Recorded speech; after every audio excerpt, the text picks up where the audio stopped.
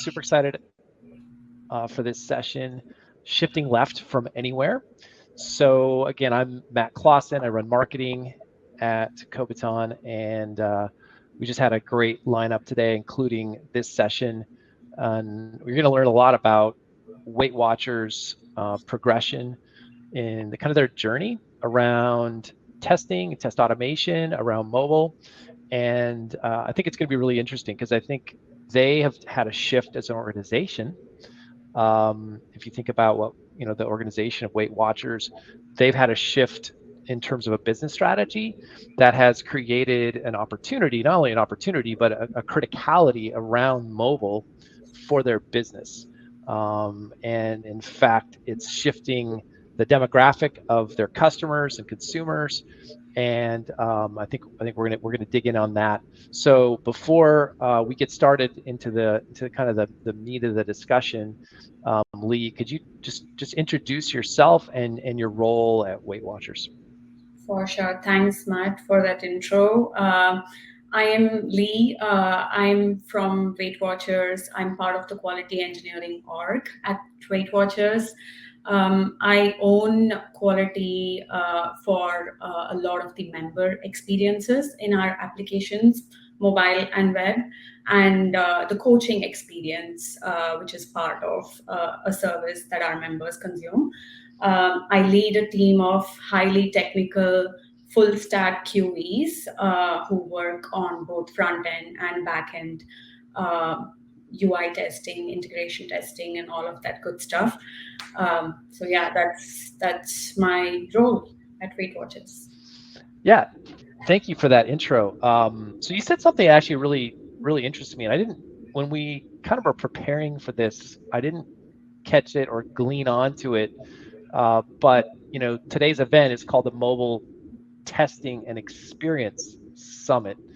And when you talked about, what you own, you actually talk about, I think you said member experience Mm-hmm. and coaching experience or coaches experience. Yeah. Talk a little bit about what that word experience means to you, right, from a QA perspective at WeightWatchers. I'm just curious. I'm going to dig in on that a little bit. My understanding is that the experience is what our members go through in our applications. It's mostly black box for them, right? They don't know what happens behind the scenes. What they want to be able to do is use the app in their day to day as part of their journey towards great health and fitness. So they are trying to figure out their activity, their food, their weight, and all of those areas in their life. And they want to be able to have a good experience tracking that, going towards their goals and all of that. So that's what our mobile applications do, provide features to keep track of and move towards their goal, their personal goals. Yeah. The coaching experience is a lot of internal tools where the coaches, we have workshops, real life and virtual workshops. So our coaches use these platforms to create the events, look at members who will be joining their workshops and all of that. So a lot of internal applications, which the members are interfacing with from the mobile applications, and the coaches are sort of responding to those requests and events from web experiences. So that's two Yeah. worlds. Yeah.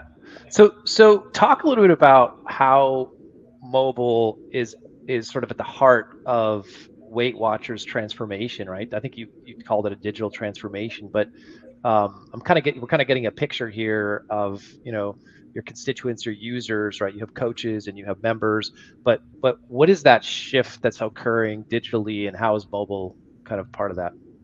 So a lot of our experiences, the new features are built for mobile. So when a product owner is thinking about building something for member, they think of building it in the mobile applications. So become mobile forward, iOS or Android, depending on where the demography is and all of that. But the first choice has become mobile for Weight Watchers. And from my understanding, engagement with the Weight Watchers experiences happens through mobile. We could sign up, we could enter the program through web, but most of the engagement and retention happens in the mobile experiences. Is that also partly due to the demographic? I mean, I think Weight Watchers maybe has an image that's been shifting. I think right. I think you're kind of shifting the image, but is that also a shifted demographic I in terms of age of the let's say age of the participants or members? Is that something you're interested in? Yes, some, and ease of use, right? Most people today have an iPhone or an Android phone. It's easy to get on the program and experience the program while you are doing in between something, right? Instead of Yep. going to a laptop, Yep. opening it up and doing it in the web. So Yep. I think it's ease of use, and you can set reminders and you get notifications and act on those notifications and all of those things. So yeah, but it's a combination of moving towards demography and ease of use. Okay. That's awesome. Okay.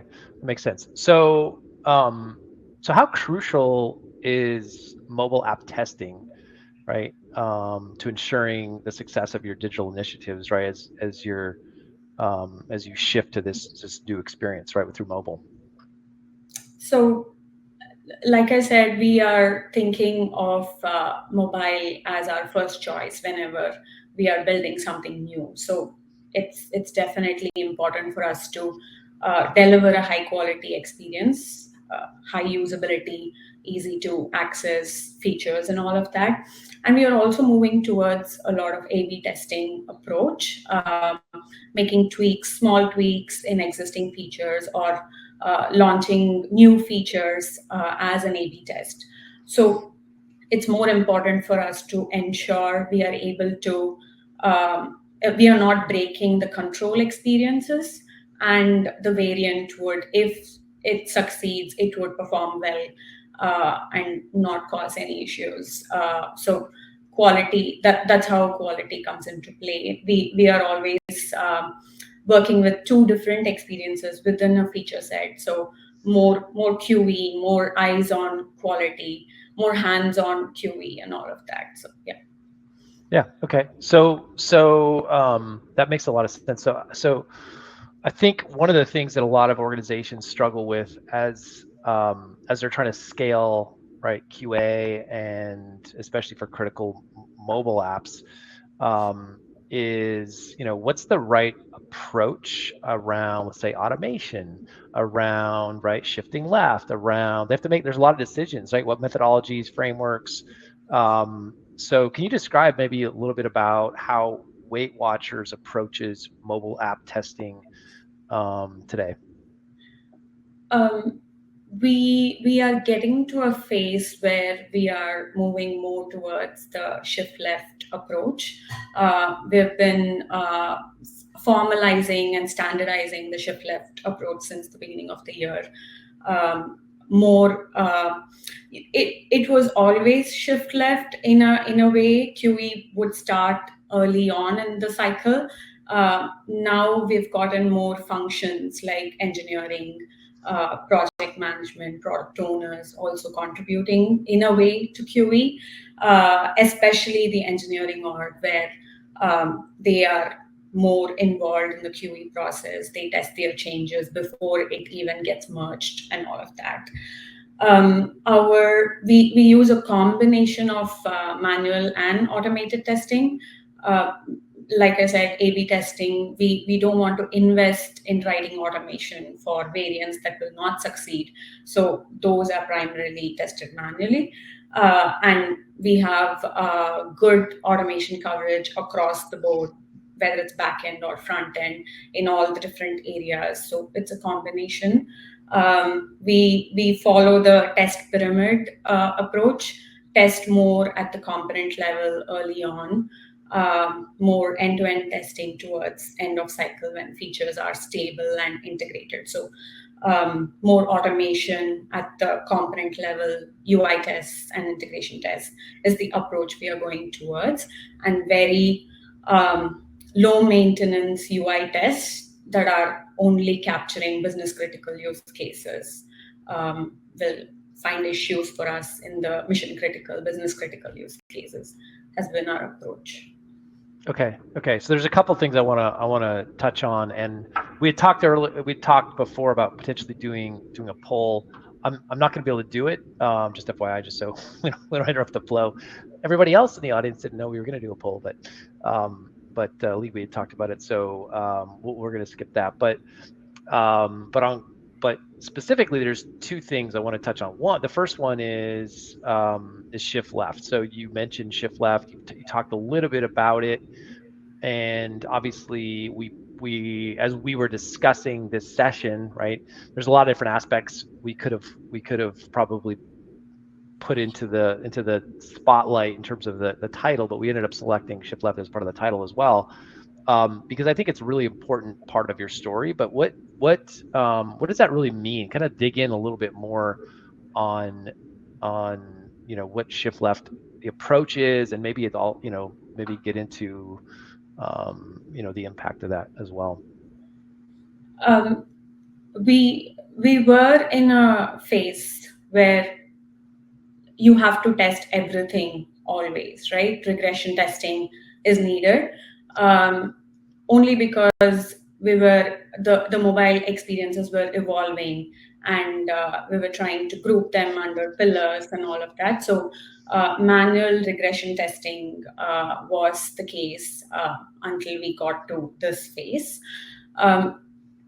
Now that we are in a more stable, evolved technical organization, what the framework has come to be is developers also start testing their code changes.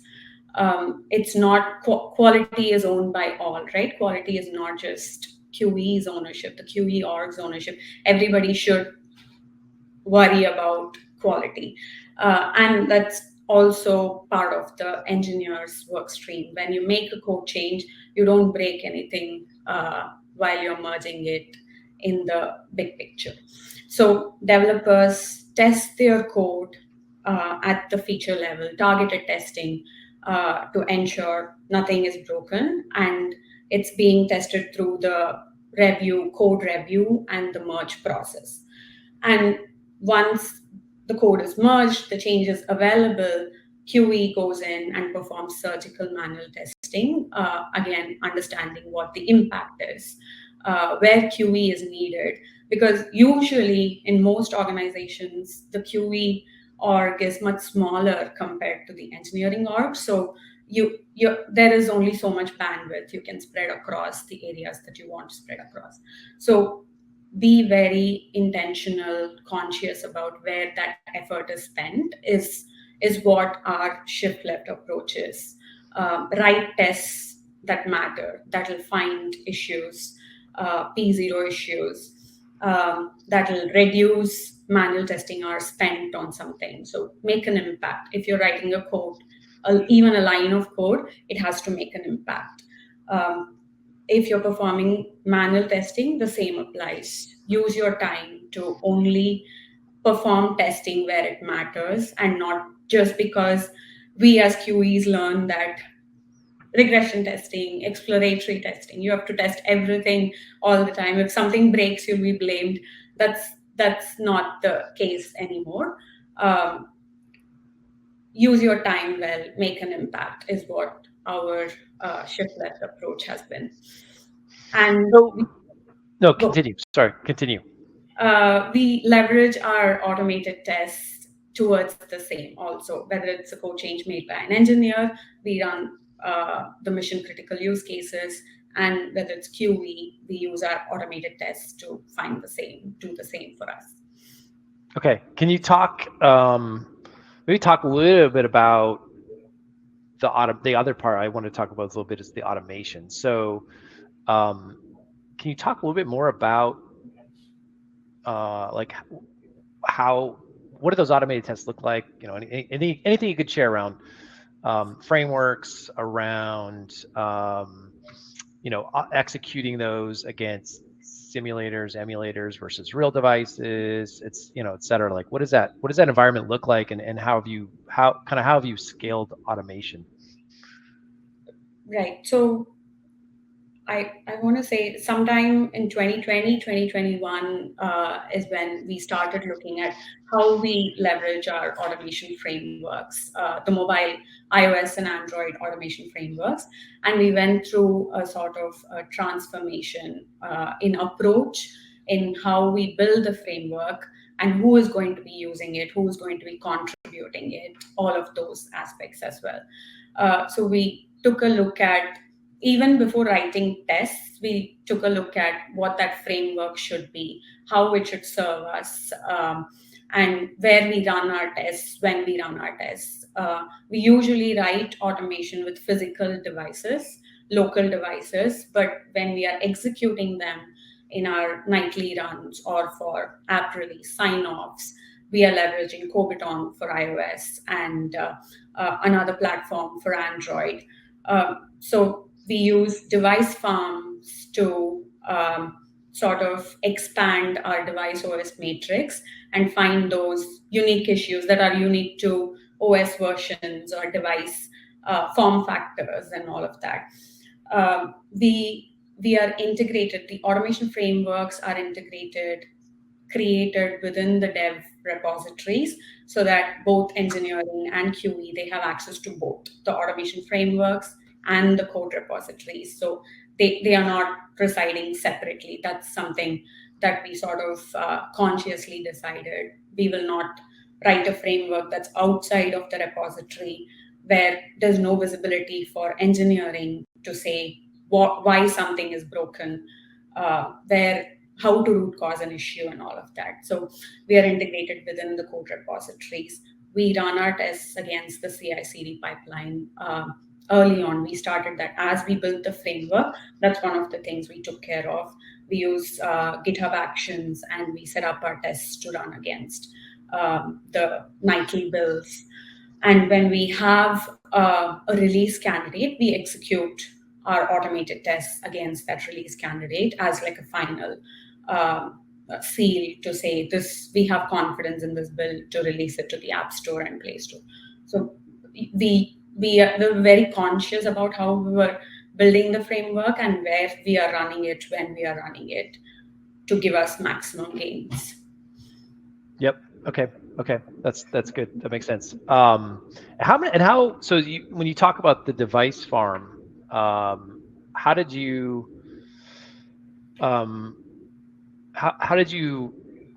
figure out which device configurations, which device configurations, sort of like a sweet spot, for your organization and I guess we'll focus on iOS. You can talk about Android too, but let's talk about iOS primarily.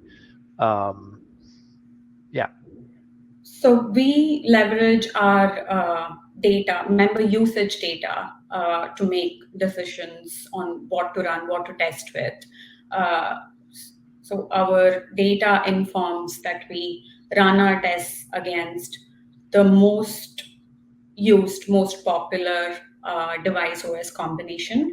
The lowest supported only because it's supported and we do have users on that version, and somewhere in between, right? Maybe a problematic OS version, or where we have the second most used OS version and things like that. So we look into analytics data every single time. We are talking with Kobiton about upgrading an OS version in a device. We are looking at that data and making decision as to when adoption will increase or when a version's adoption has decreased, and we make a call on updating our devices. So it's data. Okay, that's good.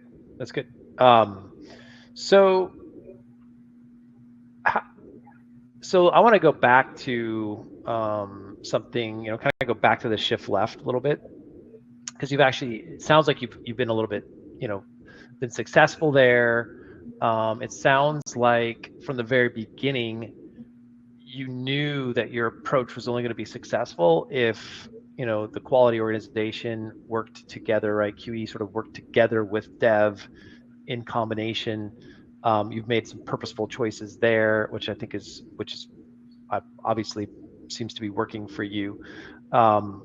But I think when we were talking, you'd mentioned that there's still skepticism, here and there. There's still skepticism in the dev organization and around. I don't know if it's, that why am I doing testing, or they don't want to do testing, or that it's going to make an impact, or help. Maybe talk a little bit about your experience there and how did you kind of overcome that and kind of um, work with dev to kind of to move past that. So two things came up when we, as part of the shift left discussion, we piloted the shift left approach with a combination of crews, a crew on mobile, a crew on web and backend, to see where it is working well, what kind of changes we should make. And when we were going to formalize it more widely, the question from the mobile engineering team was, and we wanted to, as part of shift left, we wanted to integrate validation tests, a small subset of our test suites into the merge queue process. It'll run against any PR that is getting merged, and if the tests fail, the PR will be kicked out of the queue, and the author of the PR has to look at why that happened. So someone from the engineering team asked, why should we do that? How do I even know that the failure matters? So we were, when we started running our nightly tests regularly, we started tagging issues that we would find from the failures caused by the automated tests. And we deliberately didn't do any automation to create issues. Today, I think we are going to continue to do it. We are creating those issues manually. Somebody in the QE team would look at failures and then say, okay, this is a genuine failure. I'm going to log a defect against this function, this area. So we had that data going into this discussion to show that, hey, look, these are so many issues found across 6 months that we've found fixed that has a code change associated with it. So the framework is working. It is finding issues for you. If you integrate it with your merge process, and if for some reason the tests fail, there is a possibility that it's a genuine failure, that your code change caused an issue somewhere else. So that data helped us have that conversation and sort of get buy-in for integrating our tests, move testing early in the cycle, even before a code gets merged into our different feature branches, develop branches, and all of that. So automation and our process of tagging defects drove that conversation. Yeah, that's awesome. So I think data is key. I think we all probably know that, but data speaks for itself most of the time. So what, as you think about sort of like and I'm going to kind of move a little bit forward in our discussion because we have about 5 minutes left, and there are a couple questions. So kind of net out, like what are some of the key KPIs? Like how do you know you're moving in the right direction? What do you measure? You don't have to tell us the actual measures necessarily, but what are you measuring, and what kind of impact are you making as you progress through this, through your transition in terms of like, again, in terms of those metrics? In what case? While using our frameworks? Yeah, so I think if you were just to look at your organization, right? How do you measure your organization's success? I guess let's just put it that way, just really simple. The QE org. Yes, yes, exactly. Okay. I want to start from our automation frameworks, the KPIs that matter to us, that kind of goes or falls under the tech org's KPIs also. So we want to be able to be agile, be nimble, flexible, If we are releasing something and if it fails, we fail fast, roll back and repeat. That's our approach to what we deliver. So if we want to do that, then our QE, the quality process should also sort of follow those principles. We are not too rigid about the processes. When using the frameworks, don't be too rigid about how we are using the data that we get and all of that. So what we write should make an impact. If our frameworks are stable and reliable, they run every single day for any code change that happens, then we are in a place where we are only responding to genuine failures, and that rolls under how engineering responds to the issues that we find. We are at a 2-week release cadence, so we have to be moving faster. Every other week we are releasing, so we need to our sign-off process has to be quick and fast. We need to make sure we are not in any way disrupting engagement in the member experience with what we deliver. So that is key to us. Our tests should go towards not disrupting normal P0 flows and all of that. So those are some of the, I would say, metrics: stable, reliable, move fast, write code for what matters. Yep. I think those are some really good sort of a good summary of best practices. And so again, if you have any questions, I'm going to pause for a minute here. If you have any questions, go ahead and put them in the QA section. I think there was a sort of a question, but it was answered in the discussion or the chat. So I don't know that we need to ask that specific question. But I will ask one that's kind of general in that area. But what security considerations do you have in the as you're thinking about mobile, the mobile quality engineering? Like, is there any particular frameworks or compliance or anything that you're looking for that's really particularly important in how you address sort of security?